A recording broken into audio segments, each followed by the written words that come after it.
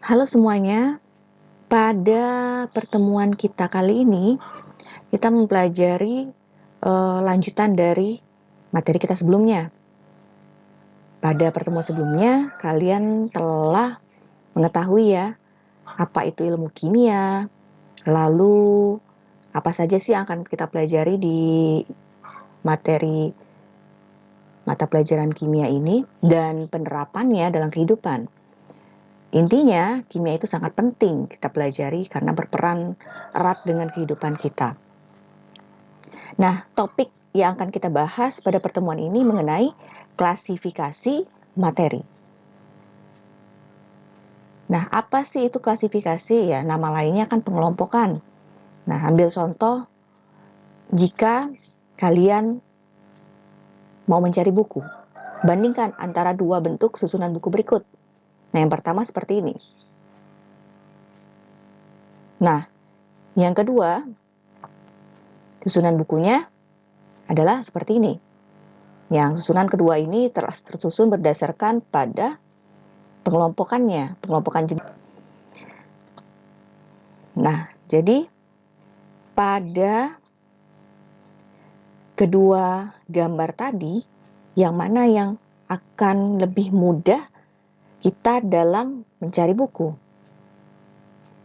Ya, apakah yang tadi tidak teratur atau yang sudah tersusun berdasarkan pada jenis bukunya? Oke, dari situlah tujuan pengklasifikasian atau pengelompokan. Di biologi, klasifikasi ada hewan misalnya mamalia, insektisida. Lalu di matematika bisa misalnya ke dalam bentuk ada segi 4, ada segitiga, ada bentuknya lingkaran.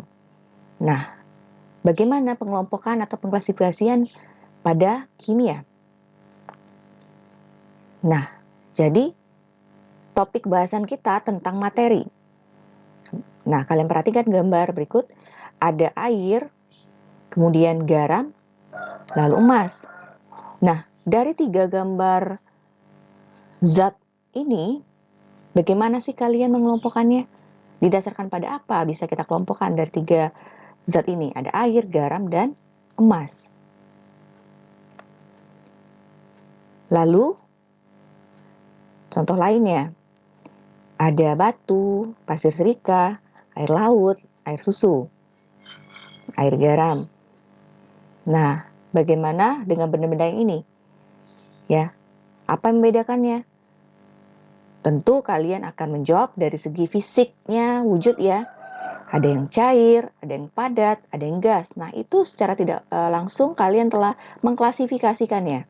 Secara umum ya, jadi zat itu atau materi itu bisa kita kelompokkan berdasarkan pada wujud. Ada padat, cair, dan gas.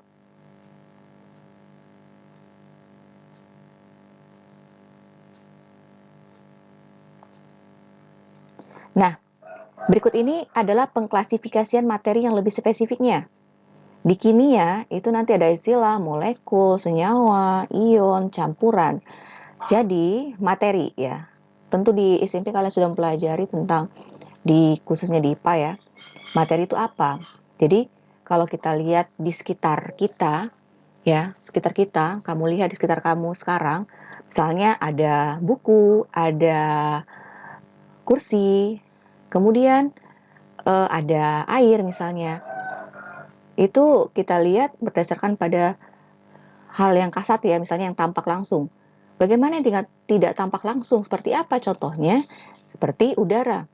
Ya, udara itu tidak terlihat oleh kita, tapi bisa kita rasakan. Buktinya kita sampai sekarang tetap bisa menghirup udara kan, bernafas. Sangat penting ya. Nah, jadi materi itu bukan hanya sekedar sesuatu yang tampak oleh kita, tapi bisa juga tidak tampak oleh kita. Jadi arti materi di sini adalah segala sesuatu yang mempunyai massa dan menempati ruang. Nah, di mana materi ini dikelompokkan lagi berdasarkan pada pengelompokan khususnya ada yang namanya zat tunggal, ya, zat tunggal, kemudian campuran. Nah, untuk campuran itu terbagi 2 lagi, yaitu campuran homogen dan campuran heterogen. Nah, yang homogen ini yang seperti pencampuran yang ketika dicampur itu dia menyatu sempurna. Untuk yang heterogen itu campurannya tidak menyatu. Contohnya apa? Untuk yang homogen seperti air dicampur dengan garam. Pada saat dicampur menyatu sempurna. Buktinya kalian tidak bisa membedakan lagi antara garam dan air karena garamnya sudah terlarut di dalam air. Contoh yang heterogen seperti air dengan pasir. Nah, dimana ketika dicampur pasirnya masih nampak. Lalu untuk yang zat tunggal itu dibagi lagi. Ada yang namanya unsur, ada yang namanya molekul. Nah, apa membedakan antara unsur dan molekul? Untuk unsur, contoh yang paling sering kita dengar seperti unsur oksigen, dilambangkan dengan O. Ya. Kemudian untuk molekul itu terbagi lagi menjadi ada namanya molekul unsur, ada lagi senyawa. Nah, jadi pembagiannya untuk molekul terbagi lagi menjadi dua. Molekul unsur seperti apa? Misalnya gas hidrogen itu dirumus kimiakan dengan H2, ya. Sedangkan senyawa misalnya natrium klorida, ya, NaCl. Jadi membedakan antara unsur dengan molekul itu, kalau unsur itu hanya terdiri dari satu bagian penyusunnya, kalau molekul itu gabungan dari beberapa penyusun, atom penyusun. Oke, jadi bisa kita definisikan zat itu merupakan suatu bentuk materi yang punya susunan tetap sehingga berbeda dengan zat lainnya. Ya, misalnya kalian membedakan antara minyak dengan air, tentu berbeda ya. Antara air dengan minyak kita ditinjau dari penyusunnya. Yang menyusun air itu apa dan yang menyusun minyak itu apa zatnya. Kemudian untuk campuran. Campuran itu artinya gabungan dari beberapa macam zat. Seperti contoh ini air, kemudian air dimasukkan dengan garam, tentu yang air ini adalah zat. Sedangkan air yang dimasukkan dengan garam itu kan berarti sudah gabungan antara beberapa macam zat. Jadi diistilahkan dengan campuran. Sedangkan ini garam berarti masih tergolong zat tunggal. Yang ini sudah campuran. Nah, coba kalian kelompokkan yang mana yang homogen dan heterogen dari dua gambar berikut. Nah, tentu ini pertanyaan yang mudah ya.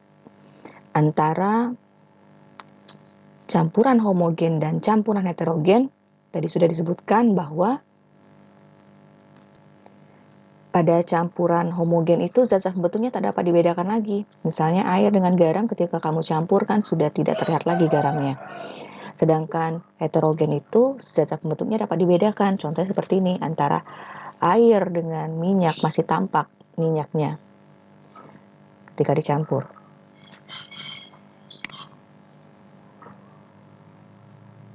Lalu untuk contoh berikut, bagaimana kita mengelompokkannya? Ada air, ada ini hidrogen, ada gas oksigen, ada emas. Nah, ini dinamakan tadi dengan zat. Jadi zat ini adalah komponen penyusun suatu materi. Jadi setiap materi itu pasti ada komponen penyusunnya. Nah, di mana tadi zat ini ada yang tersusun berdasarkan pada unsur. Unsur itu berarti hanya satu jenis atom. Misalnya ini emas ya. Emas ini penyusunnya adalah atom AU, dilambangkan dengan AU, atom emas. Sedangkan ini isi pensil ya. Isi pensil ini atomnya adalah karbon, atom C. Lalu ada istilah molekul unsur. Molekul unsur itu gabungan dari lebih atom sejenis. Misalnya ini ya, hidrogen, gas hidrogen, yaitu H2.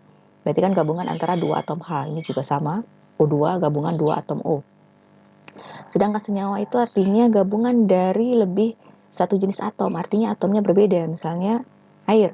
Air ini kan dilambangkan dengan rumusnya adalah H2O. Jadi kan gabungan antara atom H dan atom O. Jadi berbeda atomnya, maka dinamakan dengan senyawa. Nah, ada lagi pengelompokannya berdasarkan pada logam dan non-logam. Nah, pada gambar ini tentu kalian bisa membedakan ya, yang mana yang dikatakan logam dan yang mana yang dikatakan non-logam. Nah, ini emas ini tentu dikatakan sebagai logam, sedangkan gas oksigen, gas hidrogen ini tergolong non-logam. Besi ini tergolong logam, karbon ini tergolong non-logam. Jadi nanti kita akan mempelajari juga pengelompokan materi berdasarkan pada kelompok logam dan non-logam. Oke, ini adalah pengelompokan unsur-unsur yang sudah tersusun yang dinamakan dengan tabel periodik unsur. Jadi nanti kalian untuk ke depan materi berikutnya kita akan pelajari tentang unsur, kemudian susunannya di dalam tabel periodik ya. Jadi penting nanti ini kita pelajari untuk ke depannya mengenai sistem periodik unsur.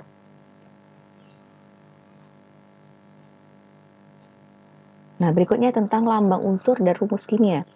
Untuk lambang unsur bisa kalian lihat tadi pada sistem periodik unsur. Misalnya apa lambang unsur dari natrium, apa lambang unsur dari besi. Jadi lambang unsur itu digunakan untuk mengidentifikasi suatu unsur dengan unsur lain. Jadi kalau kita misalnya untuk mengetahui antara natrium dengan oksigen bisa kita lihat dari lambang unsurnya. Nah, dalam penulisan lambang unsur itu ada yang digunakan satu huruf saja, ada lebih dari satu huruf. Jika dia menggunakan satu huruf saja, maka ditulis dengan huruf kapital, huruf besar. Misalnya kalium, itu satu huruf, yaitu dilambangkan dengan K, jadi ditulis huruf besar K. Jika dia lebih dari satu huruf, maka huruf pertamanya huruf kapital dan huruf berikutnya huruf kecil. Misalnya natrium itu dilambangkan dengan Na, jadi N-nya huruf besar dan huruf keduanya adalah A-nya huruf kecil. Jadi tidak boleh sembarangan menuliskan lambang unsur, harus mengikuti aturan. Kemudian apa itu rumus kimia? Jadi tentu kalian sudah pernah dengar ya, CO2, CO, H2O itu adalah rumus kimia. Jadi rumus kimia itu menyatakan rumus suatu zat yang menggunakan lambang dan jumlah atom-atom unsur penyusun senyawanya. Salah contohnya karbon dioksida. Nah, rumus kimianya adalah CO2. Nah, CO2 itu terdiri dari atom penyusunnya, yaitu karbon dilambangkan dengan C dan hidrogen dilambangkan dengan H. Nah, untuk kimia ini tidak lepas dari yang namanya pengujian zat-zat di laboratorium. Jadi nanti ke depannya jika kalian melakukan percobaan praktikum di laboratorium, ada beberapa macam alat-alat yang akan digunakan dalam praktikum. Ada yang namanya pengukuran cecair, ada yang namanya seperti ini ya, gelas ukur, kemudian ini labu ukur, ya gelas ukur, labu ukur, nih tabung pengukurannya.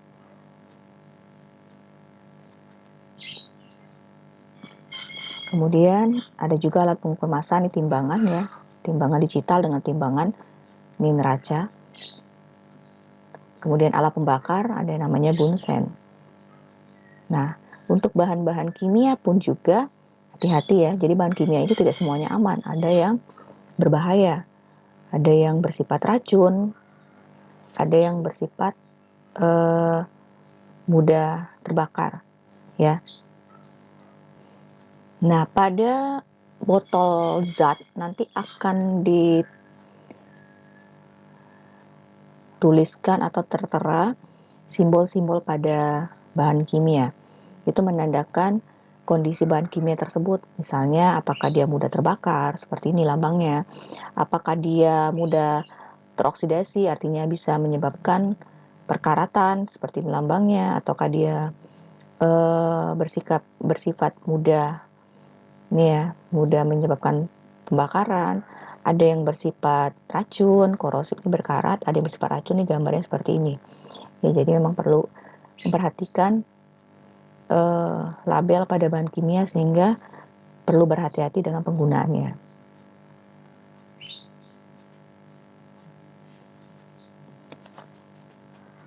Kemudian pada kimia itu sendiri tentu kalian sudah juga mempelajari mengenai perubahan materi ya. Jadi materi itu dapat berubah dari satu zat ke zat lain, tapi perubahannya hanya ada yang berupa perubahan wujud atau juga perubahannya disertai dengan komponen penyusun di dalamnya. Nah, ada nanti dibagi menjadi perubahan fisika dan perubahan kimia. Apa sih yang membedakan antara perubahan fisika dan perubahan kimia? Nah, kalau untuk perubahan fisika, itu perubahannya hanya terjadi perubahan wujud saja, tapi tidak disertai dengan terbentuknya zat baru. Misalnya, es ya. Es batu itu kan kita lihat itu wujudnya padat. Kemudian dia mencair menjadi air. Nah, apakah itu tergolong perubahan kimia? Tidak ya. Jadi dia hanya terjadi perubahan bentuk dari padat ke cair. Tapi komponen penyusun di dalamnya tidak berubah. Tetaplah zat-zat penyusunnya sama, hanya terjadi perubahan wujud. Misalnya yang lainnya seperti kayu. Misalnya meja yang terbuat dari kayu. Apakah itu terjadi perubahan kimia? Itu tidak juga. Itu hanya terjadi perubahan fisika. Tetap dia meja tadi tetap berbahan dasar kayu dan tidak mengalami perubahan zat-zat di dalamnya, tidak terbentuk zat baru. Sedangkan kalau perubahan kimia, itu perubahan yang disertai dengan terbentuknya zat baru. Jadi dia menghasilkan zat baru yang berbeda jauh dengan zat awalnya. Ambil contoh seperti pembakaran. Ya, misalnya kertas dibakar. Nah, kertas dibakar ketika terbakar dia menjadi abu. Apakah sama? Komponen penyusun antara kertas dengan abu tadi tentu sudah berbeda. Nah, yang inilah ya, jadi yang ini dinamakan dengan perubahan kimia. Contoh lainnya seperti pembusukan, perkaratan, ya. Itu contoh-contoh perubahan kimia. Jadi jangan salah membedakan antara perubahan fisika dan perubahan kimia. Oke, sampai di sini materi kita hari ini. Untuk lebih jelasnya silakan kalian pelajari dari buku paket juga sumber lainnya. Ingat ya, jangan pernah malas untuk belajar. Oke, sampai di sini. Terima kasih.